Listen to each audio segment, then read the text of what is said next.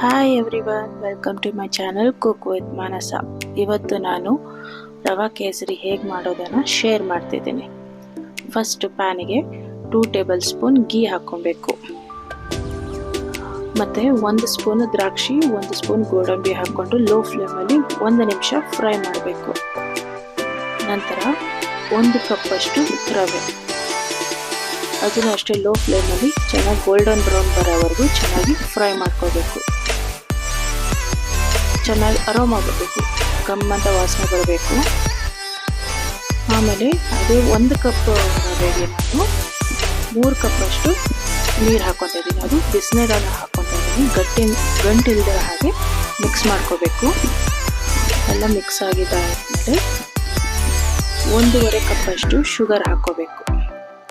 ನಿಮಗೆ ಸ್ವೀಟ್ ಕಡಿಮೆ ಬೇಕು ಅಂದರೆ ನೀವು 1 ಕಪ್ ಹಾಕ್ಕೋಬೋದು. ಇಲ್ಲಿ ಕರೆಕ್ಟಾಗಿ ಮೆಷರ್ಮೆಂಟ್ ಪ್ರಕಾರ 1 ಕಪ್ಪಿಗೆ 1.5 ಕಪ್ಪಷ್ಟು ಶುಗರ್ ಹಾಕ್ಕೋಬೇಕು. ನಂತರ ನಾನು 1/2 ಸ್ಪೂನು ಏಲಕ್ಕಿ ಹಾಕ್ಕೊಂಡಿದ್ದೀನಿ. ಆಮೇಲೆ ಒಂದು ಸ್ವಲ್ಪ ಫುಡ್ ಕಲರ್ ಎಲ್ಲೋ ಹಾಕ್ಕೊಂಡಿದ್ದೀನಿ. ಎಲ್ಲ ಫುಡ್ ಕಲರ್ ಹಾಕಿ ಚೆನ್ನಾಗಿ ಮಿಕ್ಸ್ ಮಾಡ್ಕೋಬೇಕು. ಚೆನ್ನಾಗಿ ತುಪ್ಪ ಬಿಡೋವರೆಗೂ ಚೆನ್ನಾಗಿ ಮಿಕ್ಸ್ ಮಾಡ್ಕೊಳ್ಳಿ.